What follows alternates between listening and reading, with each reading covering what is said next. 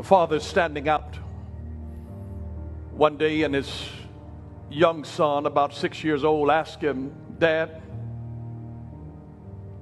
what is the size of God?" They're standing outside, and kids can ask some of the darndest questions.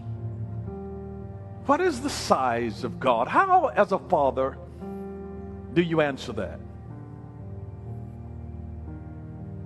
While he's trying to figure out how to respond to his son,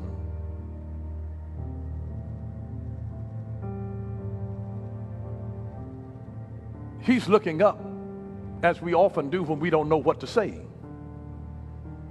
And he sees an airplane. And so he asks the son, "Son, what's the size of that airplane?" His son looks up and said,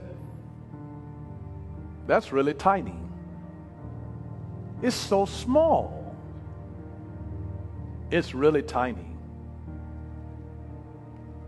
And then he gets his young son in the car, and they drive to the airport. And they get out, and as they're approaching, they can see from the side a giant aircraft. And then he asks again, "What's the size of that plane?" And his little son said, "It's so big. It's so big." And the father explains to him that when you get closer to it, it seems bigger. And so he says, the closer that you are to God, the bigger and the greater that God seems to you.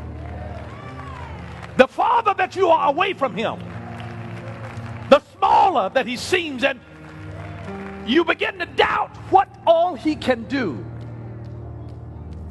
And this is why the Bible says, draw near unto God, and he will draw near to you. And as you draw near to God, it begins to embolden you with a faith that with God all things are possible, because you see the greatness of God. If you're closer to God than you are towards your problem, then your problem begins to diminish and God looms over your problem. But when you're too close to the problem or to the person who is the problem, it obscures your perception of God. And the answer is to draw close. And sometimes we just need to get close to it so that we see that my God is enormous. He's the one that spat out the 7 seas. He's a huge God. And the closer that you are to him, the bigger that you realize that God is. He is enormous. And your problems are minuscule